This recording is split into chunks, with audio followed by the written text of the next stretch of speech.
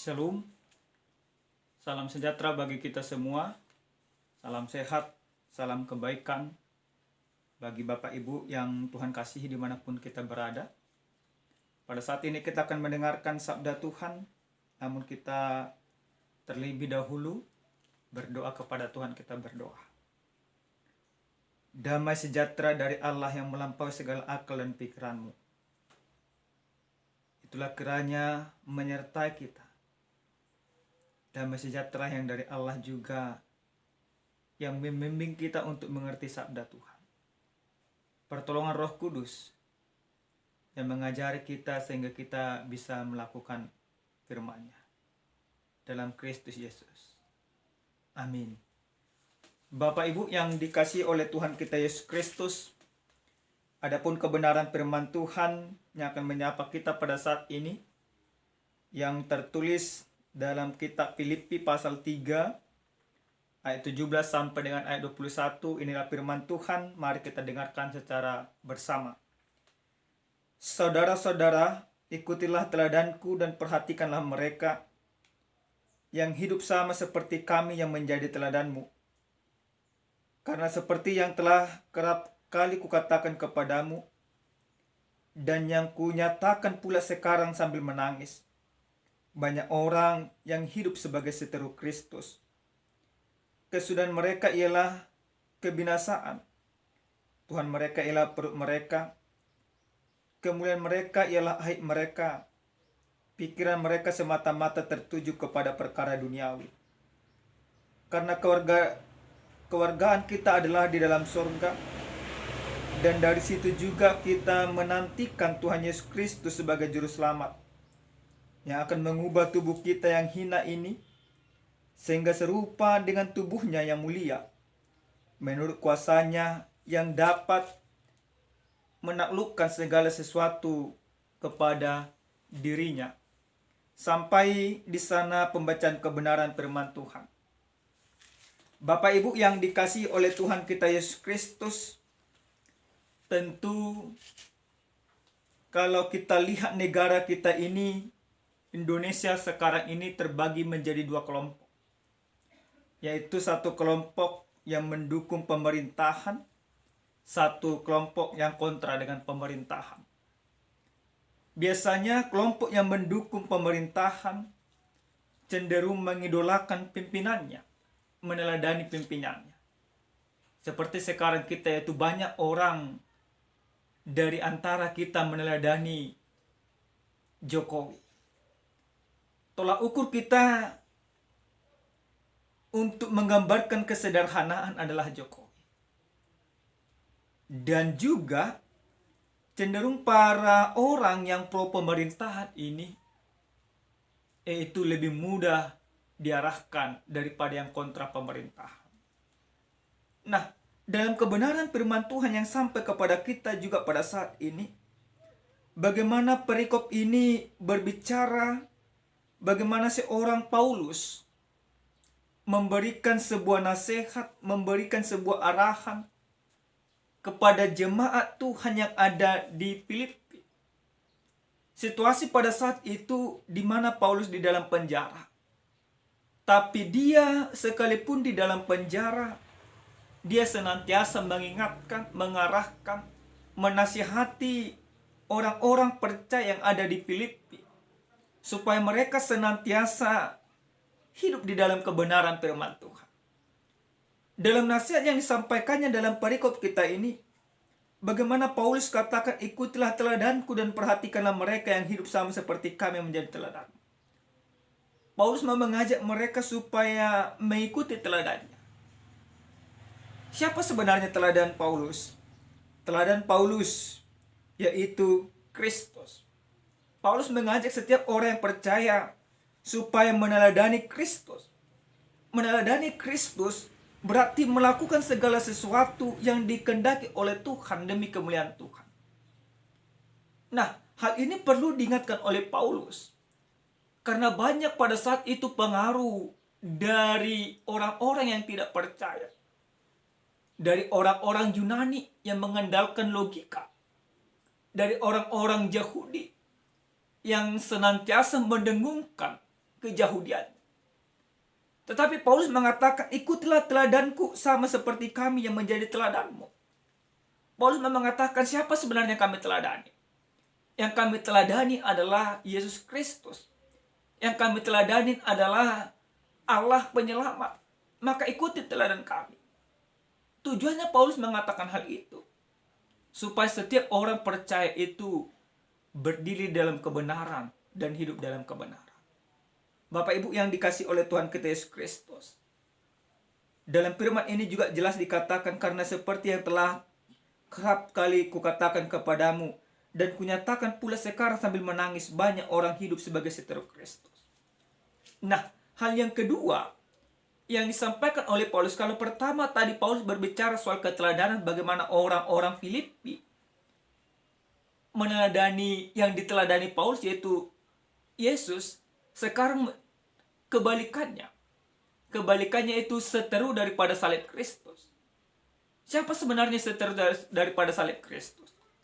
Dalam ayat yang ke-19 jelas dikatakan gambaran seteru-seteru Kristus itu ialah Tuhan mereka ialah perut mereka, yang menjadikan perutnya sebagai Tuhan. Kemuliaan mereka ialah aib mereka, pikiran mereka semata-mata tertuju kepada perkara duniawi. Yang kalau disederhanakan, yaitu orang-orang yang meninggalkan kebenaran Kristus demi kesenangan semata. Memang pada saat itu banyak seperti itu, dan lebih banyak orang-orang seperti itu. Nah, Paulus mau mengatakan, orang-orang para pengikut Kristus itu jangan menjadi seteru Kristus. Jangan menjadikan perutnya sebagai Tuhannya. Jangan hanya mengejar kesenangan duniawi. Jangan hanya ibaratnya memikirkan yang kesenangan-kesenangan semata. Nah, dalam dua hal ini Paulus mau mengatakan kepada kita pribadi. Di mana sekarang posisi kita? Apakah kita menjadikan Kristus menjadi teladan, atau justru menjadi seteru daripada Kristus itu sendiri? Lalu satu hal yang menjadi sebuah kepastian bagi setiap orang percaya, dalam firman ini jelas diingatkan, karena kewarganegaraan kita adalah di dalam sorga, dan dari situ juga kita menantikan Tuhan Yesus Kristus sebagai juru selamat.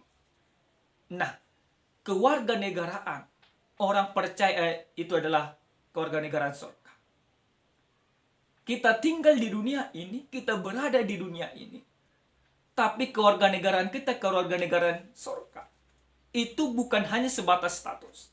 Ketika Yesus Kristus mati di kayu salib, ketika dia bangkit kembali naik ke surga, disitulah menjadikan kewarganegaraan kita menjadi kewarganegaraan surga. Kita percaya akan hal itu, maka status keduniawian kita telah kita tinggalkan.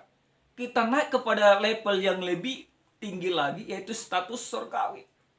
Itu bukan hanya sebatas status semata, tetapi itu menjadi sebuah pengakuan iman yang benar. Maka setiap orang yang percaya kepada Yesus Kristus, dia warga negara surga. Kalau dia warga kerajaan surga, berarti dia bukan menjadi seteru Kristus, tetapi menjadikan Kristus sebagai idola atau teladan di dalam kehidupannya. Nah, apa yang kita nantikan Bapak Ibu yang Tuhan kasih? Dalam firman ini jelas dikatakan, yang kita nantikan adalah tubuh kita yang hina ini akan dimuliakan bersama dengan tubuh Kristus yang mulia. Ada pembaharuan. Dan ini penantian setiap orang yang percaya. Orang percaya menantikan bahwa dia itu kelak akan dimuliakan bersama dengan Yesus Kristus yang mulia itu sendiri. Bapak Ibu yang dikasih oleh Tuhan kita Yesus Kristus, sesuai dengan tema yang sampai kepada kita pada saat ini, dikatakan berserah kepada rencana Tuhan. Jadi bagaimana orang yang berserah kepada rencana Tuhan?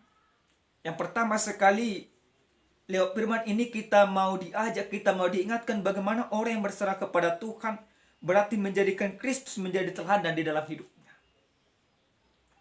Kalau menjadikan Kristus menjadi teladan dalam hidupnya, berarti ada kasih di dalam kehidupannya, ada pengorbanan dalam kehidupannya. Firman ini mau mengajak kita, pribadi pas pribadi. Ketika kita berserah kepada Tuhan, kita berserah kepada rencana Tuhan, berarti kita siap menjadikan Kristus menjadi teladan dalam kehidupan kita. Menjadikan Kristus menjadi teladan dalam kehidupan, berarti di dalam kehidupan kita tidak ada lagi munafikan. Di dalam kehidupan kita tidak ada lagi keserakahan. Maka mari tanyakan Bapak Ibu yang Tuhan kasih. Bagaimana kita pada saat ini di dalam hidup kita? Apakah masih ada kemunafikan? Atau masih ada keserakahan? Jika itu masih ada Bapak Ibu yang Tuhan kasih, tinggalkan semuanya itu. Apakah masih ada juga di dalam kehidupan kita? Itu kesenangan-kesenangan duniawi. Banyak orang berpikir Bapak Ibu yang Tuhan kasih, menjadi seteru Kristus itu adalah pencuri, penjahat, dan lain sebagainya. Ternyata tidak sesederhana itu. Yang menjadi seteru Kristus, dia melakukan perbuatan baik. Dia melakukan ibaratnya menolong orang, tetapi untuk mencari kehormatan. Dia melakukan perbuatan baik, tetapi perbuatan baiknya ini tujuannya untuk mencari keselamatan. Itu menjadi seteru Kristus. Tetapi orang yang menjadikan Yesus sebagai teladan dalam kehidupannya, dia berbuat baik. Dia merendahkan hati dengan perbuatan baiknya.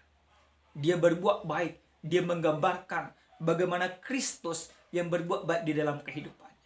Dia berbuat baik. Dia mau menggambarkan bagaimana sebenarnya identitasnya yang harus dia tunjukkan, identitas kebenaran, identitas kasih, identitas sebuah pengorbanan. Itu yang pertama.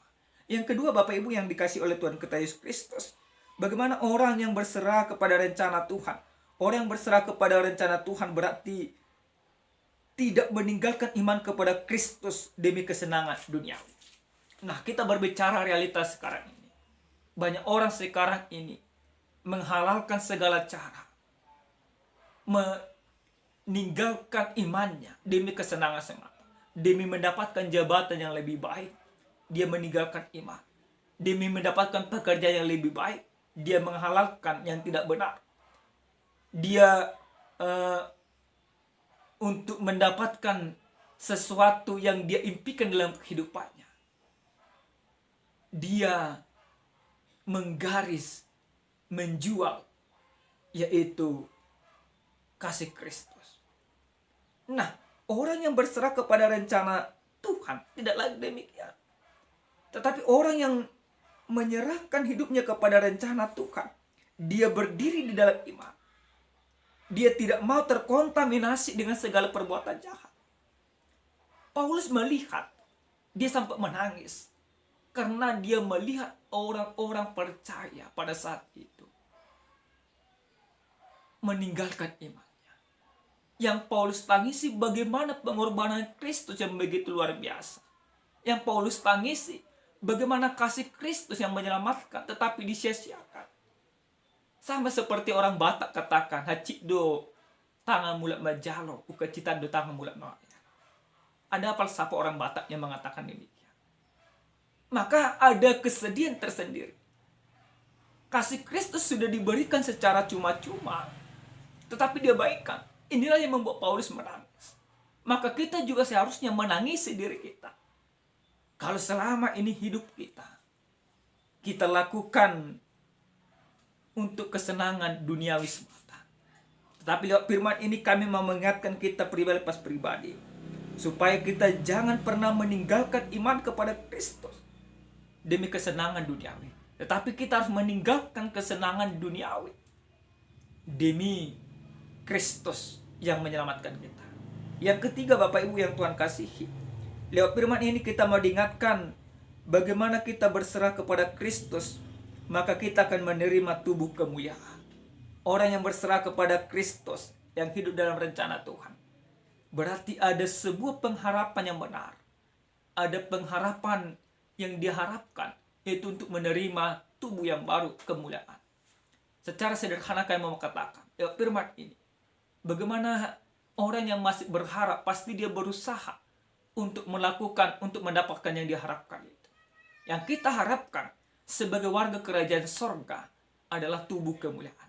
Maka kita mari melakukan segala sesuatu sesuai dengan kehendak Kristus. Yang terakhir sekali, Bapak Ibu yang Tuhan kasihi, ada sebuah cerita ilustrasi menjadi sebuah kesimpulan dari khotbah ini. Ada seorang pemuda yang sekolah teologi. Ketika dia bertemu dengan seorang misionaris ini menceritakan bagaimana keindahan pelayanannya. Dia menceritakan dari daerah ke daerah dia masuki. Dia menceritakan dari negara ke negara dia masuki untuk memberitakan Injil Kristus.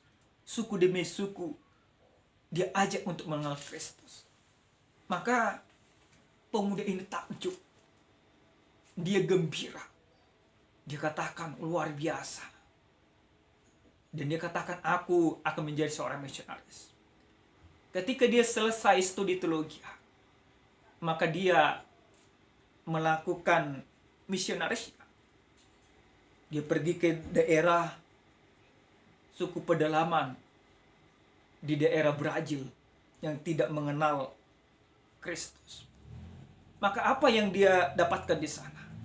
Yang dia dapatkan kesengsaraan, yang dia dapatkan penderitaan, yang dia dapatkan sesuatu di luar dugaannya, di luar ekspektasi yang dia impikan selama ini.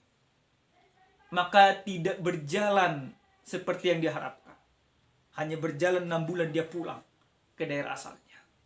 Dia menjumpai misionaris. Dia katakan kepada misionaris, engkau pembohong di dalam kehidupan. Engkau pendusta. Yang kau dapatkan tidak seperti yang kau dapatkan. Lalu misionaris ini berbicara dengan pelan. Apa yang kau dapatkan? Yang kau dapatkan penderitaan. Tidak ada kesenangan yang kau dapatkan, katanya. Lalu seorang misionaris ini katakan, saya memang mendapatkan kesengsaraan. Tetapi di dalam kesengsaraan itu, aku melihat bagaimana pekerjaan Tuhan yang nyata. Bapak Ibu yang Tuhan kasih dalam Kristus Yesus. Terkadang kita banyak seperti pemuda tersebut. Kita mengidolakan segala sesuatu menjadi Kristen dengan berharap hanya kesenangan semata. Kita menjadi Kristen pengikut Kristus dengan berharap hidup ini lancar-lancar saja. Tetapi tidak demikian. Tetapi menjadi Kristen, sekalipun banyak tantangan, sekalipun banyak penderitaan, tetapi percaya di dalam tantangan dan penderitaan ada penyertaan Tuhan yang nyata di sana. Oleh karena itu Bapak Ibu yang Tuhan kasih, mari berserah kepada Tuhan dan biarkan hidup kita hidup dalam Injil Tuhan, menjadi pembawa kebenaran, tidak menjadi seteru salib Kristus. Amin, kita berdoa. Terima kasih Tuhan buat segala kebaikan-Mu dalam hidup kami. Terima kasih buat firman-Mu yang masih kami rasakan. Biarlah kiranya kami mampu melakukan firman-Mu sesuai yang Kau kehendaki. Terima kasih Bapa. Dalam nama Yesus kami berdoa. Amin. Shalom. Salam sehat. Tuhan memberkati.